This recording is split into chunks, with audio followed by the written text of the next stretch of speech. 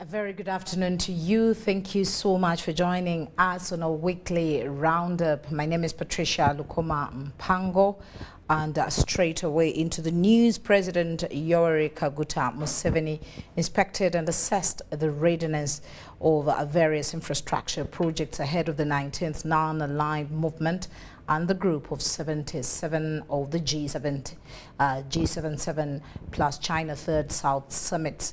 Uganda is preparing to host the two summits from 15th to 23rd January 2024 at Speak Resort, Munyonyo.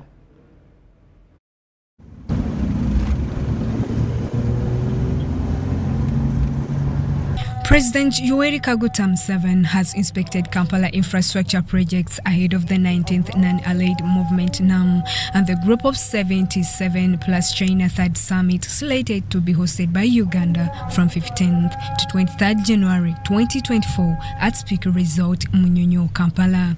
The projects inspected include the transportation system along Mukwano Road, the Clock Tower Interchange, Kampala-Gaba Road, Wavamuno Road, Salama Road and the Busabala Interchange, Speaker Resort, Munyonyo and Entebbe International Airports.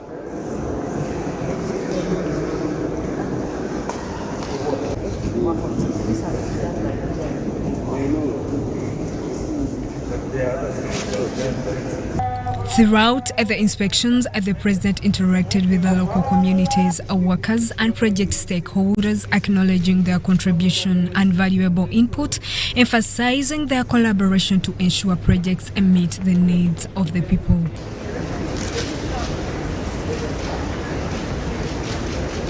He toured a modern multipurpose convention center at Speaker Resort Munyonyo, which hosts high-end conference meeting rooms and a 4,000-seater auditorium.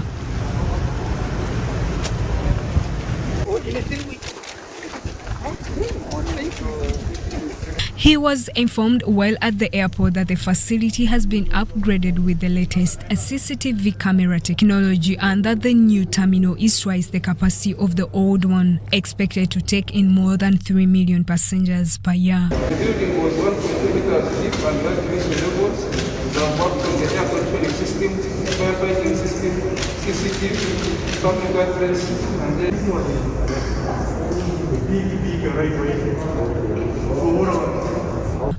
The forthcoming non-allied movement NAM will run under the theme Deepening Cooperation for Shared Global Affluence, whereas the Third South Summit will focus on leaving no one behind. Justin Nakami, UBC News. It was all joyous celebrations on the streets of both Kamuli and Mayuge districts as the Chabazinga and Inebantu respectively set off for Jinja to cement their marriage at Christ Cathedral, Mugembe, Busoga Diocese. Both the groom and bride's entourage received cheerful support as their respective convoys drove to the historical function in Jinja. Hundreds of Busoga loyalists camped in Bugabula, Kamuli district at the residence of Isebantu Chabazinga of Busoga, His Highness Gabula Williams Wilberforce Nyadiope IV, to boost the morale of the historical royal wedding.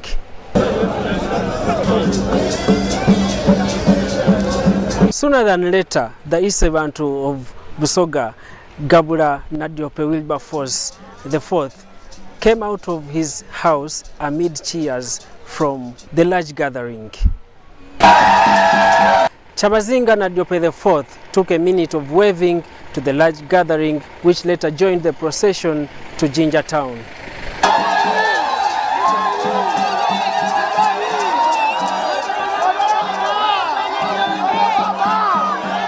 Now, along the road to Jinja, hundreds had already braved the seemingly hot but bright and beautiful African sunshine as they waved to the convoy of the Chabazinga.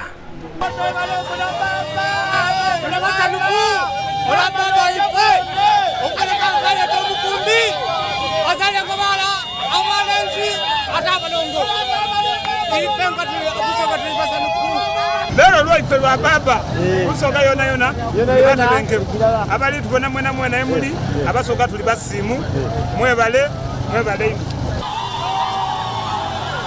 At the welcome roundabout connecting Jinja from Kamuli Road, the ambience is something a passerby should have a feel.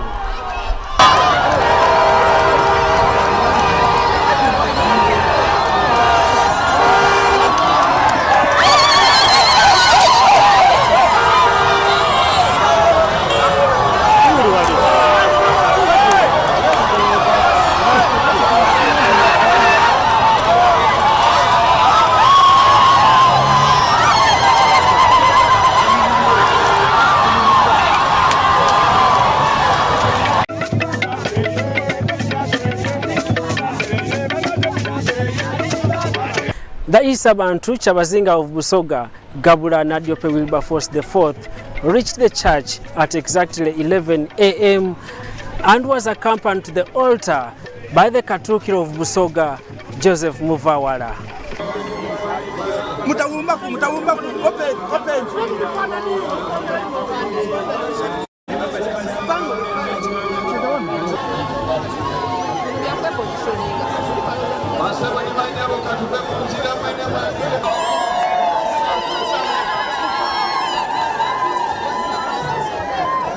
Now the Kyabazinga's confidence heightened after he spotted the clergy led by the Archbishop of Uganda, His Grace the Most Reverend Kazimba Mugalu.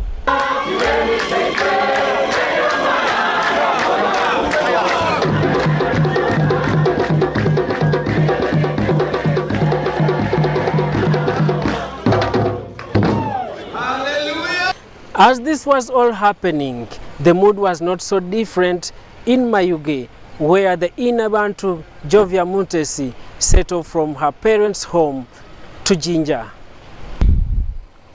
The Inabantu Jovia Mutesi was first ushered into a cultural custom proceeding which was led by her aunt and Minister of State for General Duties in the office of the Prime Minister, Justin Kasule Lumumba.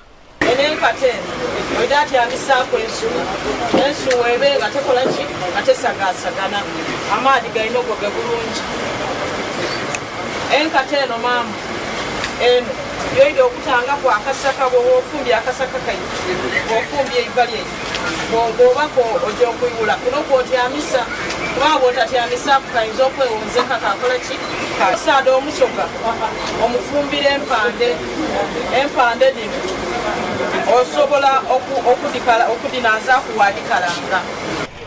After the joyful Mutesi left her parents' home through the district of Mayuge amid a cheerful gathering. This covered an estimate of about 25 kilometers to Jinja.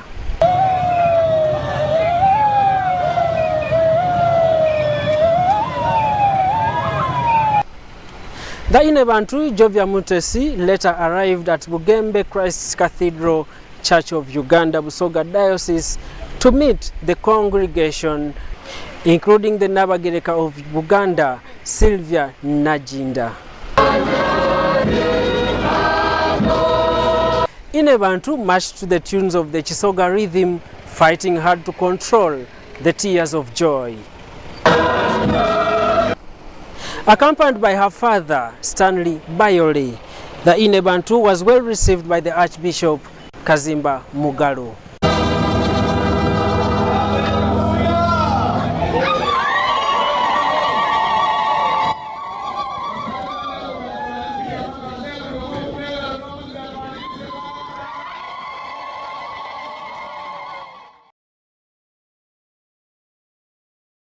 Jubilation all over.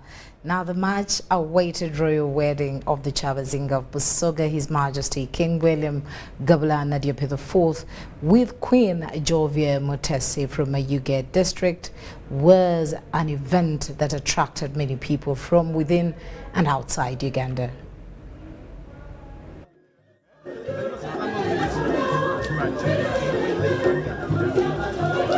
Hundreds of the subjects of the Cyabazinga of Busoga have this Saturday convened at Bugembe Christ Cathedral for the royal wedding of His Highness William Gabula Nadiope IV and Queen Jovia Mutesi.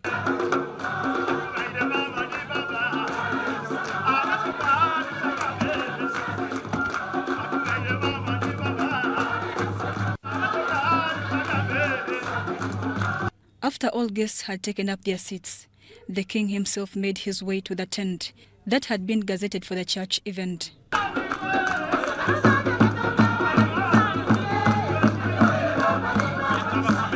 Later, he was joined by the Queen Jovia Mutesi, who was accompanied by her father, Stanley Bayole.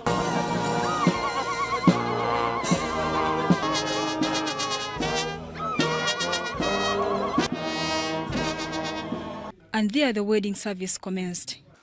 Twekondye gano mu maiso ga Katonda ni mu maiso ag'ekikunsu kino okuba abaddulirwa nga William ni Jovia bafumbiriganwa mu bufumbo obwamufu. As is the norm during such church weddings, Right Reverend Samuel Egesa, the Bishop of Bukedi Diocese, put the question that most fear to hear. Aleni basebo ni banyabo obanga galiwo omuntu yena mwene aidhi ensonga ey'amazima erobera William Nadiope ni Jovia Mutesi okuyimbibwa mpegano agikobe buti aye bwe yesirikiriza kimufuiranga ku mwoyo.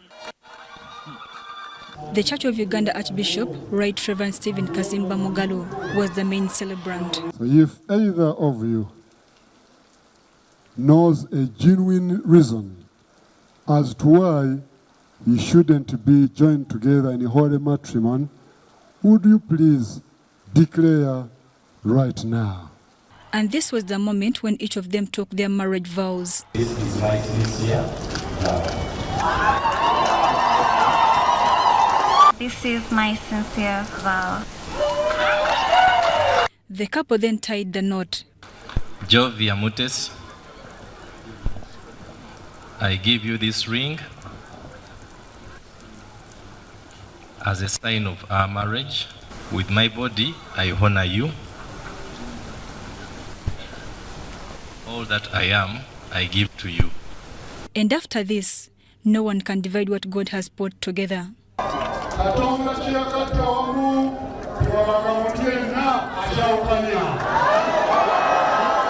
Archbishop Kazimba also notes that this ceremony should be an open check for unity. Secondly, people are united.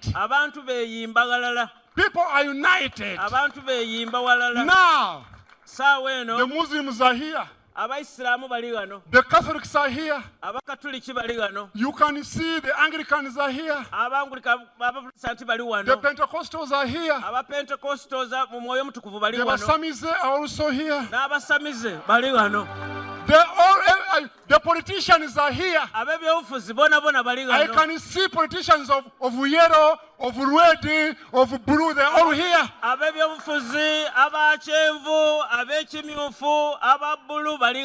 This is a time to be united.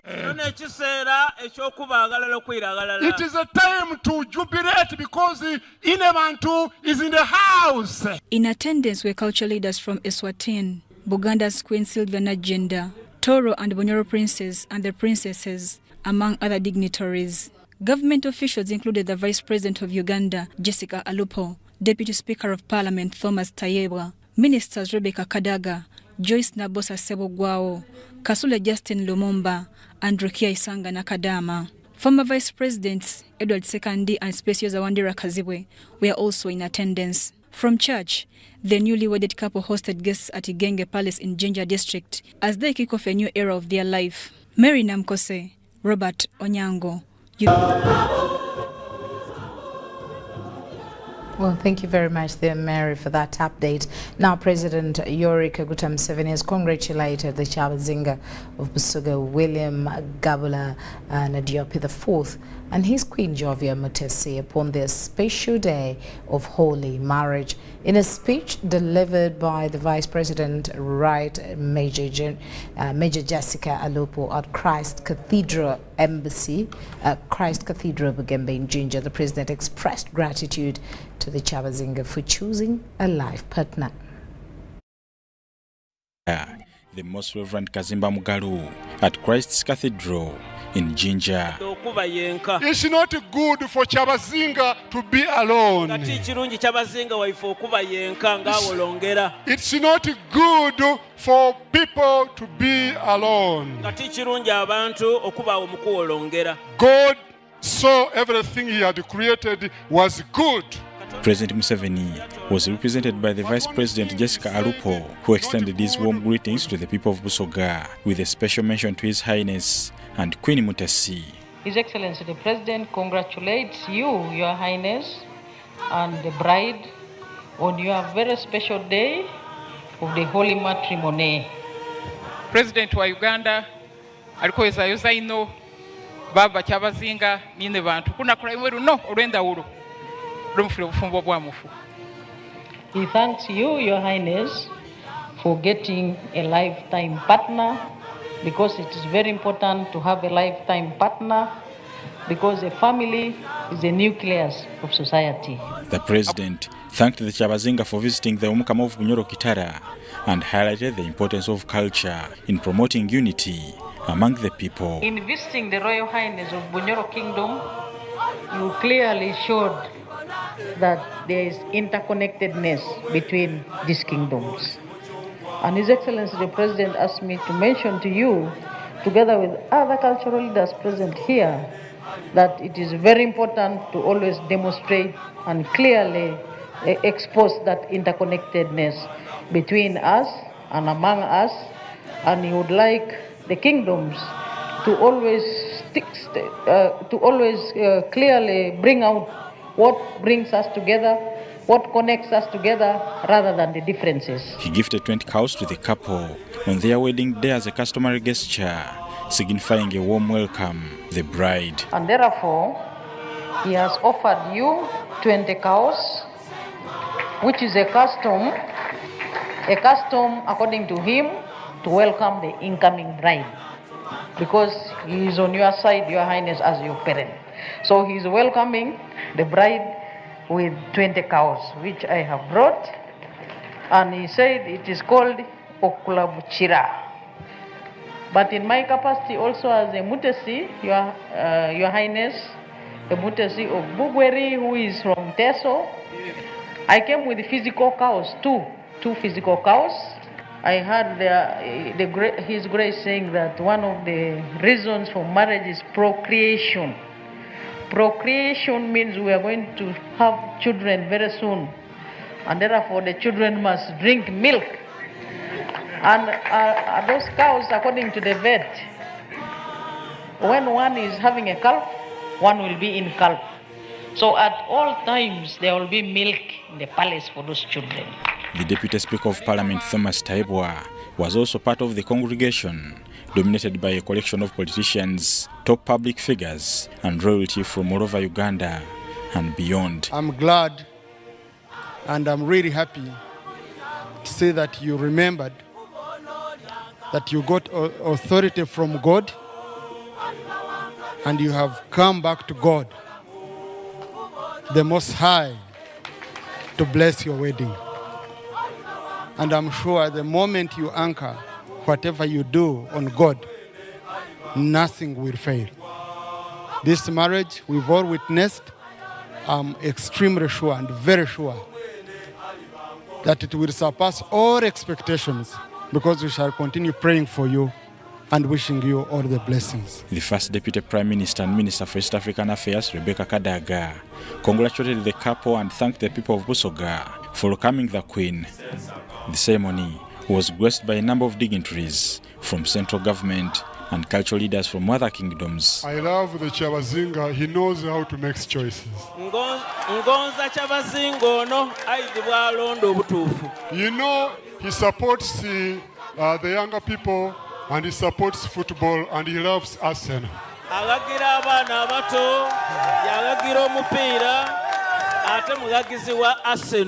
When he chose Arsenal, which is my team, I knew he's a man who knows how to make choices. Bernard Higa, UBC News. Scientists at Nabuin Zone Agriculture Research and Development Institute need 2.5 billion Ugandan shillings in order to extend their technologies to all farms in the 9 districts of Karamoja sub-region. This was disclosed by the director Nabuin Zardi, Dr. Paul Okulo, during the visit to the institute.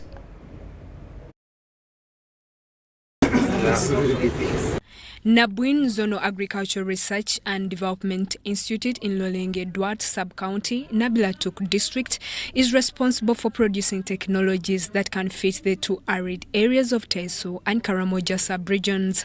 The institute has technologies for both crop and animal husbandry.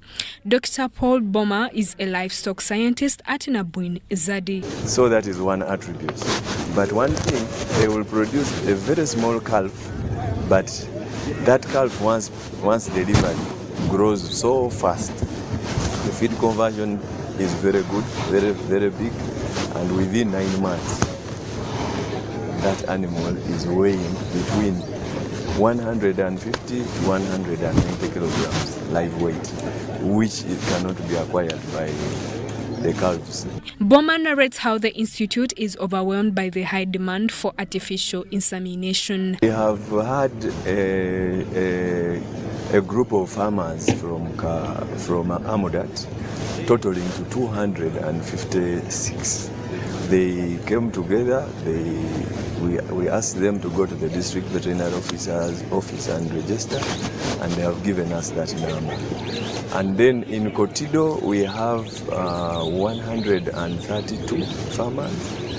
Relatedly, the institute also operates a 400-acre farm for sorghum and green gram, which is seed multiplication to benefit farmers in the region. In more than 30 years, we are now able to generate seeds, and our expectation is that we may get up to 50 metric tons of seed in this investment. We are addressing the problem of quality of seed. Yes. So you supported the narrow Nabuin to produce it for Karamoja, and here is the seed. According to Nabuin Ezadi director Dr. Paul Okulo, the institute needs 2.5 billion to extend their technologies to the 9 districts of Karamoja. About 2.5 billion in order for us to reach almost each and every district in at least a fair way, and also be able to scale these technologies to the farmers, in particular the vulnerable community. To get water for irrigation, we need support to be able to till. We have a small mechanization unit of 25 tractors, but we need to expand on that. The Minister for Karamoja Affairs, Dr. Mary Goreti Chitutu, and State Minister Agnes Nandutu commend the works at Nabuin Zadi. Farmers, you've heard that 18,000 farmers are going to benefit from this. The green gram, we have around 115 farmer groups who are going to benefit. Then we need more money into this to support this center. The perennial crops, we are looking at grapes, dates, we are looking at olives, we are looking at cocoa, such that this becomes a multiplication center, even coffee, for the people of Karamoja. The Ministry of Karamoja Affairs, through a memorandum of understanding, gave Nabuin Zadi and Namalu prisons 500 million shillings each. Nabuin is expected to multiply seed for the farmers in the region, while Namalu prisons is to produce food for the people affected by hunger in Karamoja through Karamoja Feeds Karamoja program. Dr. Kitutu said Karamoja Ministry is doing a lot to stabilize and develop Karamoja, adding that the food at Namalu will be given to Karenga, Abim, and Kotido districts, which are said to be affected by Now, the State Minister for Industry, David Bahati, has applauded the local industries for their efforts in producing quality and quantity products that have helped the country develop from the taxes levied, and urged Ugandans to continue supporting these companies. Business and the company sums. You don't want to miss out in the magazine. We believe in the private sector, and we were committed at the start of the revolution that we are going to have an economy that is private-led. We give God the glory, and we want to thank Ugandans to have really sat down and select Holeb as their best service provider in the services of externalizing Ugandans. We thank very much our customer for choosing us the best in Uganda and across. In fact, we have been voted as the best because of the high quality we give to our customer. Now, to our customers, we promise to keep the quality of the product. We promise to supply you all the time, in time, and we promise that we shall uphold the good ethos of manufacturing and production. We are very happy to be here to receive the People Choice Award, and we are very glad to receive this award, and in future we will continue this quality. We want to thank our esteemed customers who have supported us all this way, and we continue to ask them to keep taking Uzima natural mineral water. We want things that come in the country, the things that are being produced in the country, manufactured locally, they are safe and healthy to our Ugandans.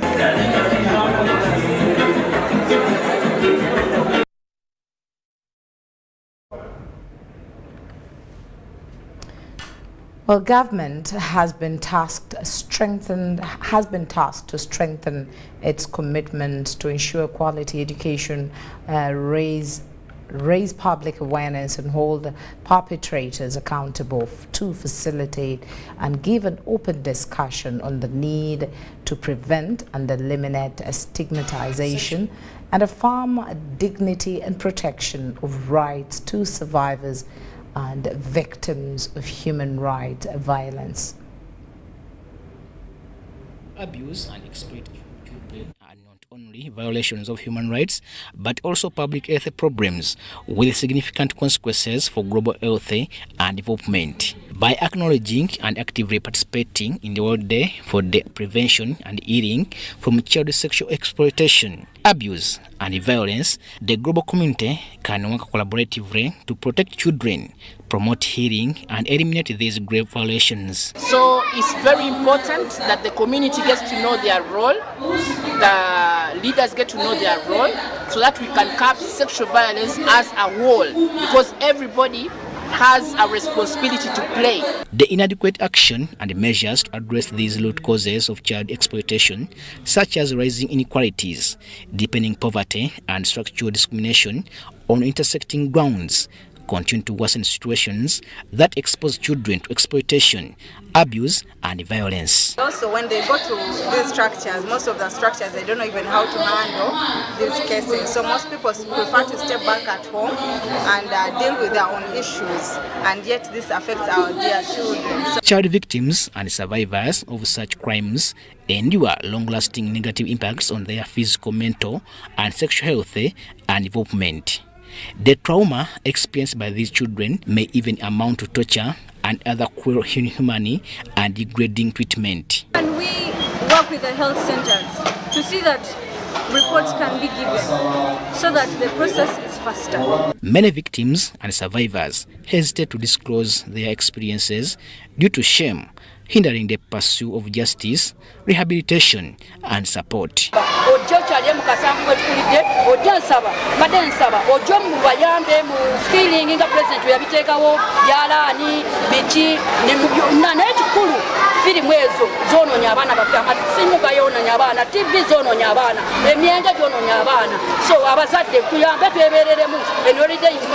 affirming the need to eliminate and prevent all forms of child sexual exploitation, abuse and violence. The General Assembly adopted resolution of 7 November 2022.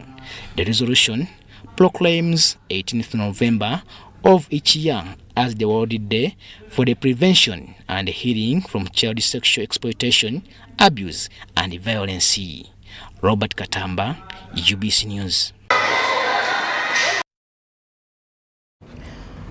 Well, as we continue, the Minister for Tourism, Butime, has disclosed that the tourism sector is steadily on the road to recovery after being affected by COVID-19. Visitor arrival has continued to grow and domestic tourism has awakened, he disclosed during the 14th graduation of Uganda Hotel and Tourism Training Institute in Jinja.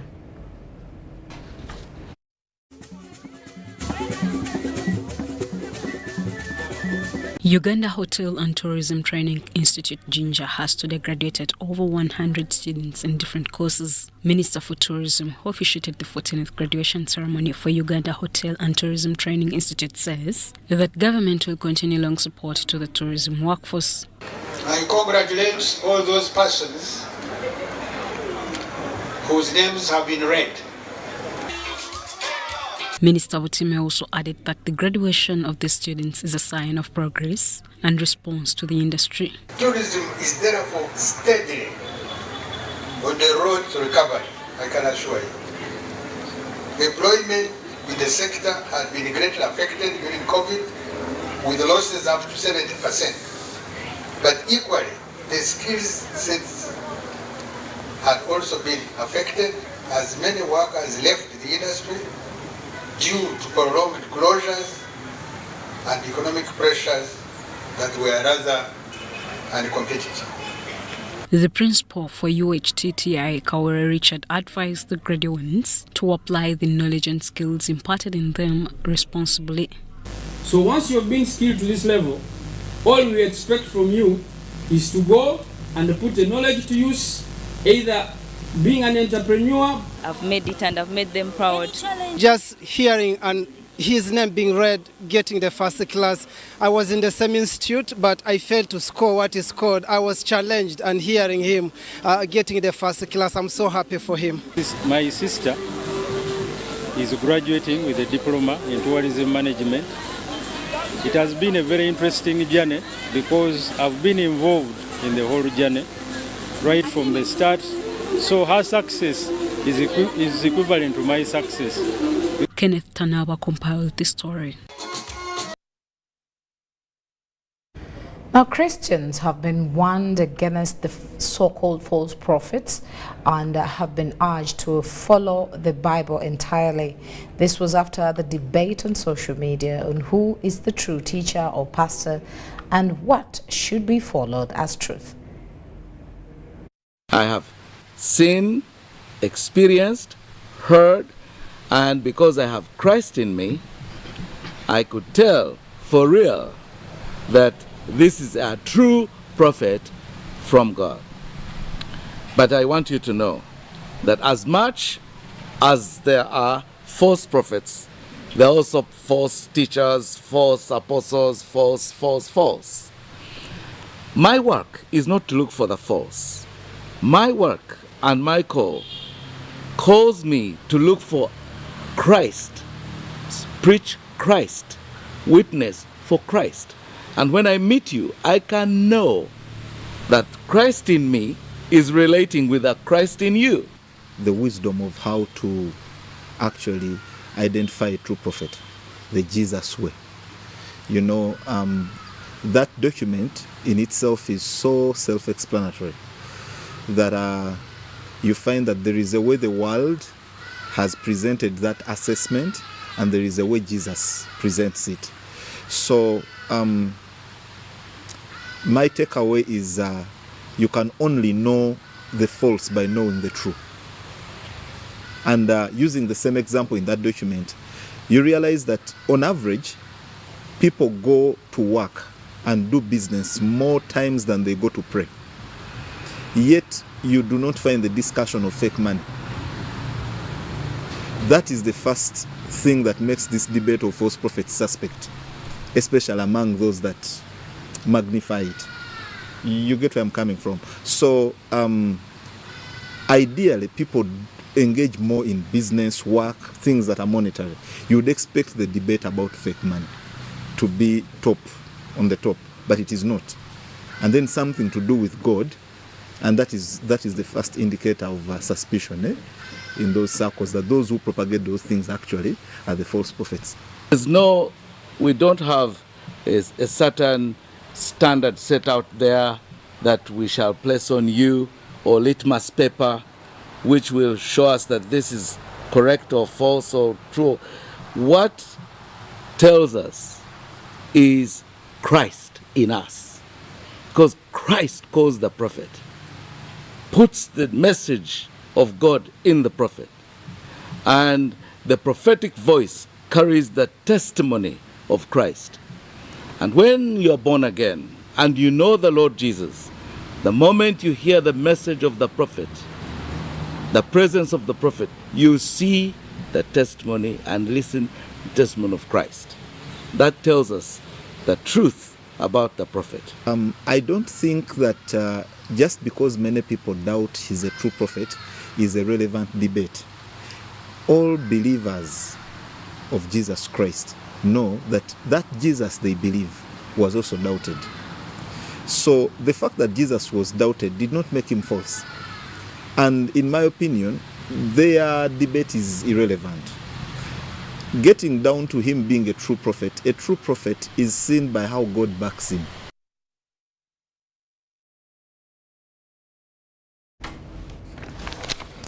Well, thank you so much for allowing us into your space. In just a couple of minutes, we will be heading to our guest corner, and we will be dialoguing on the overview of how the NAB exams are going on. So we will be having that in just a short while. Let's take a short break and then return with that.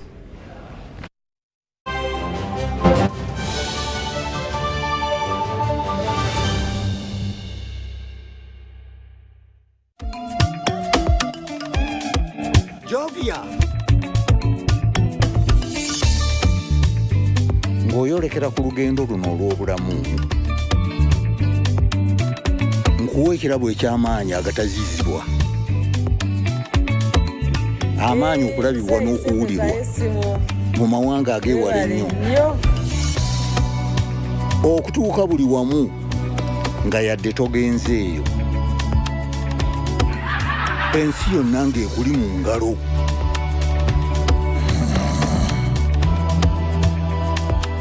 Okutambula mu biseera n'okumanya buli kimu ekirina okumanyibwa.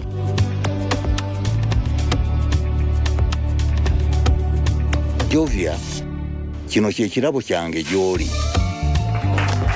Tewali kkubo ku ki ky'osobola okukola ku mukutu nnandameggwa ogwa MTN. African Airline Association, in conjunction with Uganda Airlines, presents the 55th AFRA Annual General Assembly between the 19th and 21st November 2023 at Speak Resort Hotel, Munyonyo, in the heart of Uganda, the Pearl of Africa. In attendance will be 500 high-profile African and global aviation leaders, 40 airline CEOs making strides to transform aviation for development. The 55th AFRA AGA is proudly powered by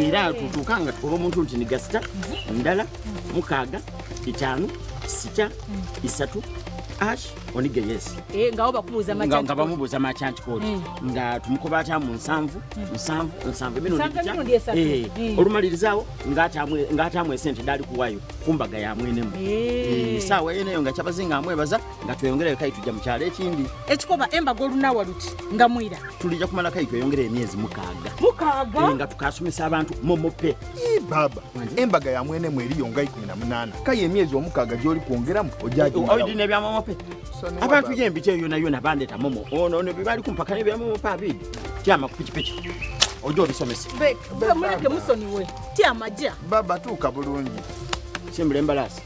Asmulude. Momo nyabo. Pay or shop with MTN Momo and get cash back every week.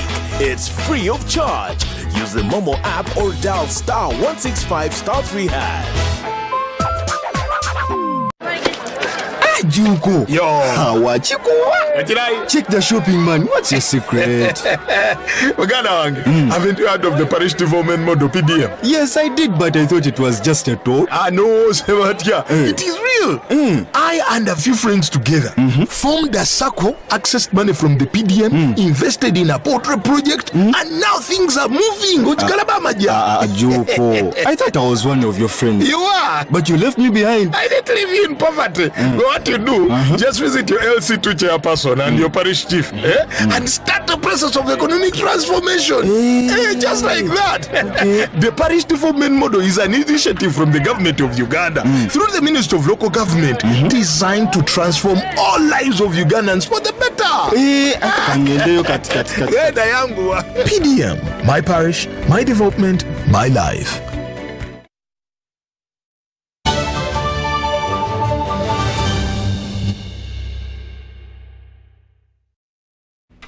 Welcome back. This is our guest Conan. We are glad that you're still tuned to the only channel that tends to inspire. And in our guest corner, we are blessed to have a wonderful lady. She's none other than Jennifer Kalule Musamba. She's the Principal Public Relations Officer of Uganda National Examination Board, that UNEB. And of course, we all know that in September, the UNEB examination timetable was released, and of course it was set from October to early December, and we want to understand how the process has moved on. What are the challenges? Do we have some triumphs? Can we put a finger onto some things that we can celebrate in the session that is happening? Of course, the session that will soon end early December. Thank you so much for joining us, Jennifer. Thank you, Patricia. We are blessed to have you in this weekend. A blessing to be over here at UBC. You look African and beautiful. Oh, thank you. It's good to feel casual over the weekend and be free. Yeah. We all know that when it comes to towards the period of UNEB examinations, or let's say when the timetable is out, you know, there's a lot of tension there. We want to have the overview, the general overview of since you started until to date. Okay, thank you so much, Patricia, and a very good afternoon to all our dear viewers out there. And yes, we did start examinations. Our first examination started in October, on October 16th. That was for the UCE examinations for senior 4 candidates. And this has been a very special cohort of candidates because they are the last lot of the old curriculum. They just ended this Friday, so now all the senior 4 vacationists, we bless you, we greet you. Thank you so much for going through the entire examination season. So it's been a hectic season for the senior 4 candidates, and now the senior 6 candidates are just coming in. But along the way, we had the week, we had 7th, 8th, and 9th of November for the PLE. Just 2 days, 1 day for briefing, 2 days of the actual examinations. But oh my God, it is hectic. Right from police, they're like, oh my God, PLE, everybody, PLE, PLE, PLE. Simply because we have a big candidature. We have close to 750 candidates throughout the country, and we have almost a primary school almost in every village you can think about. Wow. And it happens at a time when it's a rain season, so it's raining, and you have to make sure the examinations get there at the same time, and all candidates begin sitting examination at the same time by 9 o'clock. So it's quite a challenge. However, this time God was quite gracious. It didn't rain so much. Actually, on day 1, we had a small start. Afternoon was quite rainy, but it did not distract the examination. Day 2 was a bit rain. Actually, day 2 was sunny, most parts of the country. So by and large, it's been a smooth period. We had we've been able to deliver examinations in all our centers. When you see it was beginning, Katong broke down. So that road was chaotic. But by the grace of God, the Ministry of Works enabled that, allowed us, and no, there was a breakage there, and we could not, our trucks could not go over there, but we got special treatment and were able to take the trucks there.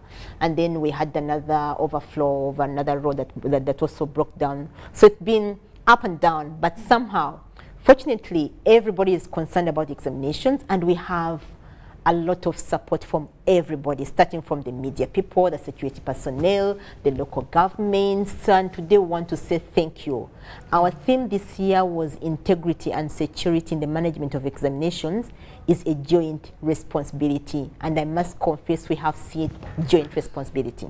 We've seen tremendous support from the inspectors of schools at the district level, from the local governments, from the security agencies, from the media, from all the people we're working with. So it's been, from the parents, they've been great, supporting the candidates, praying for them, starting, joining, supporting them morally, and then religious leaders in churches and mosques, all praying for the candidates. So it's been a very good exercise for us. Very tedious, but worth it. Interesting. Of course, right from October to December, it's the period itself is quite lengthy, and then the sections, then PLE, and then USCE, and then UD. So it is a bit hectic. But now we want to. You talked about delivering the envelopes to the schools. That was a challenge for you due to the road issues. But then we are having quite a huge number of malpractices. Where is the problem, and how do these culprits get the examinations? First and foremost, in the intro you talked about what have been some of the milestones. One big milestone I can talk about is that there has been no leakage. Okay. Malpractice has different aspects. We have many forms of malpractice. Examination leakage is when an examination, I beg your pardon, an examination leaks to the public before its time. Like tomorrow, let's say USC, tomorrow is 20th, and USC, they are going to do religious education, CRE, we have biology, practical, music, oral, and glorious Quran. And by this evening, it's all over on social media and that kind of thing. That is leakage. That you've actually touched Mr. Dongo's eye. You know, once you do that. So we have managed to control leakage. Nobody is able to access any of the NEP papers before its actual time. Now, what that means is that because we've tightened our grips there, now people who are used to doing malpractice are trying to come up with other means. The other means we have found is cutting the envelope. Now, when it gets to the school, for instance, there's an extra paper for the candidates and for the school. So they cut the envelope either before the paper begins. If it begins at 9 o'clock and it gets there like 15 minutes before the time, they cut it, and then they get a paper, photograph, and then they try to share. We have a case currently going on in Nawere Court. This was at His Grace Primary School in Kawempe. The head teacher, the director, and a number of other head teachers were convening there. So then when the distributor did deliver the paper in the morning, they cut the paper and they got a paper, that was science on second day of PLA. They managed to photograph, but what picked wind of it, we had some whistleblowers who informed us, and our security teams were able to get them. 12 of them were remanded to court, were remanded in prison, and they are yet to appear in Nawere Court. So we had those kind of cases. The other case was external assistance. Still many other people has gotten here. The invigilators connive with the teachers of the school and the head teacher.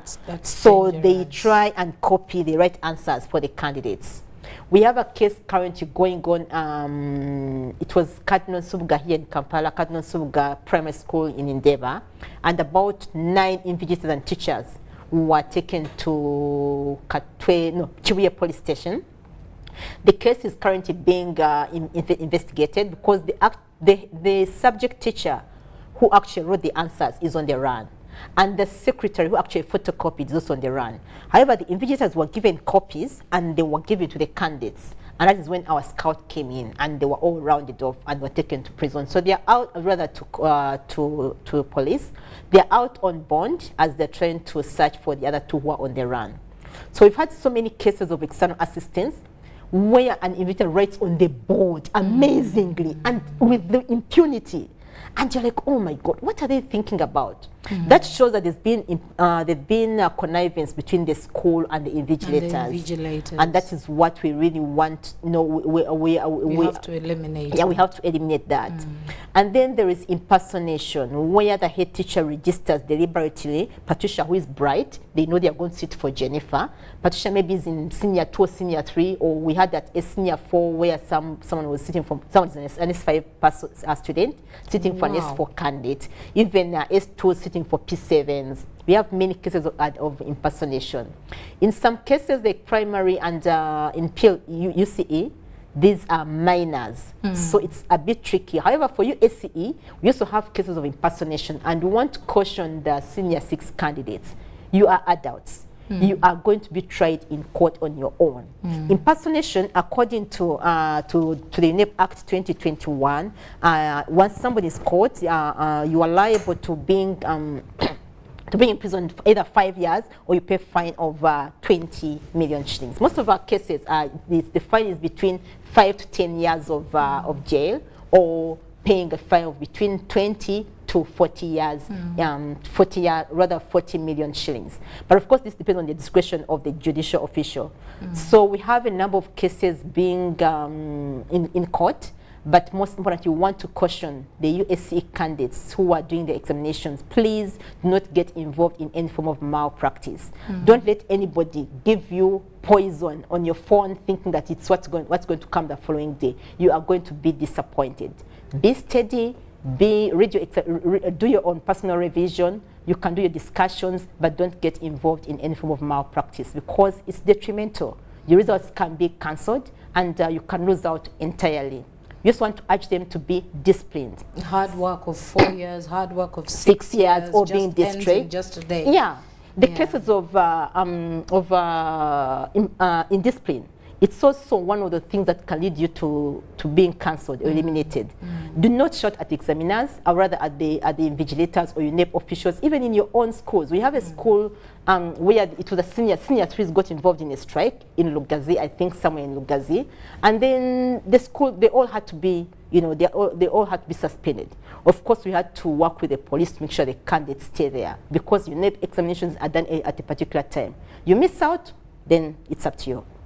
Okay, thank you very much. Then now let's talk about the previous curriculum and the new curriculum.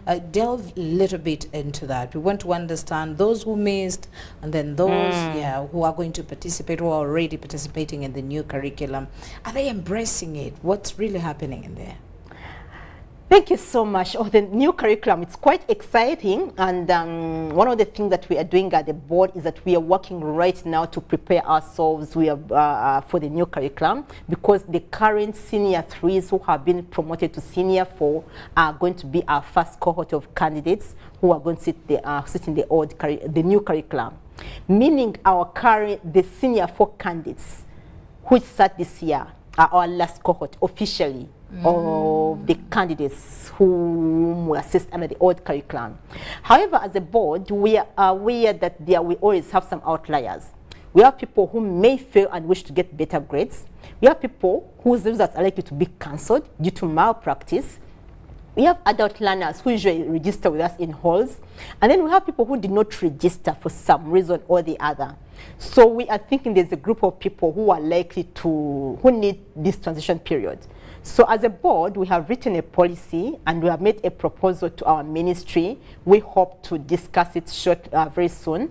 But we have a policy proposal which we have made that we are asking for a transition period whereby we shall assess all those outliers. We're thinking about 30 to 35,000 we may need to assess them in a very special way, and that will have to be preferred. We are proposing around mid-June, June, July. So because we cannot conduct 2 sets of examinations in October next year. So once we get approval for that, then we can be able to do an assessment of those learners. So I want to encourage anyone, just in case you missed out, there's a set of, I think the nurses, it was in the media, set of nurses who would want to do a retake of just one paper, biology or chemistry, and they're already enrolled, they have their certificates, but maybe they got a low mark in one of the science subjects, you too can be able to enroll the moment we have been given the mandate or we have been authorized to conduct examinations for that transition arrangement. So I want to encourage anybody who missed out on exams this year, please just keep watching the space. Well, at least you've created that awareness. I'm sure those that are interested will have to pick on. But now, how do they get in touch? They have to go to your neighbor offices? We shall be, the moment we've been authorized, we shall, UBC is here. Everybody watches UBC, so we shall let you know. We shall use them. We are going to use multiple media channels to make sure we inform them. But also, all the schools have we have on our website. They have portals where we keep giving them the information. So they keep checking on their portals, on their pages, and they will know what's happening. In the meantime, currently we are testing the tools for the continuous assessment, because the new curriculum has got the aspect of gathering information, gathering data for students for continuous assessment, and we are currently pre-testing the tool for collecting the data in various schools throughout the country. And the moment it's done in January, we shall be good to go. We shall be coming to all the schools just to make sure we give you the tool, we take you through, and you're able to get for us the data. But we shall. So this year we are phasing out the old curriculum. Yes, ma'am. Totally. Totally, except for the few transition arrangements. Okay. Yeah. Okay. Thank you so much. Thank you so much, Patricia, and thanks to UBC. And I want to wish the SUSC candidates God's blessing this week. Please make sure that you get to your school, to your center in good time, because once you are late, then you'll miss out. Thank you very much. I think she has given the caution very well, and I think we just wish you all the best in your upcoming examinations. I think this is the last week, early December. We have about 2 weeks left. Yeah, they will do the last paper on 1st December. 1st December will be the last paper. Yeah, and then for the VACIS P7 and senior for VACIS, please stay disciplined for your parents, and the parents trying to get for them something that is quite engaging, because they've been using a lot of energy and they want to keep up the momentum. So let's try and be involved in their lives, keep them engaged usefully so they do not go astray. Okay, you heard it from the horse's mouth. She's none other than Jennifer Kadule Mosamba, the Principal Public Relations Officer of Uganda National Examination Board. As you heard it, we want to wish you all the best. Once again, Senior 6 candidates, we want to wish you well. We send you our success cards, via audio, and we say that may God help you through your examinations so that you come up with flying colors. My name is Patricia Lukoma Mpango. A very good afternoon to you.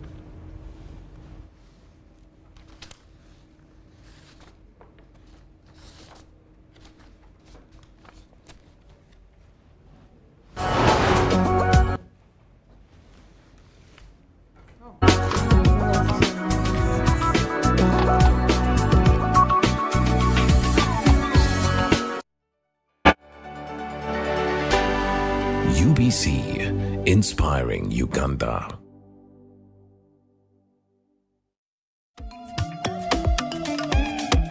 Jovia. Ng'oyolekera ku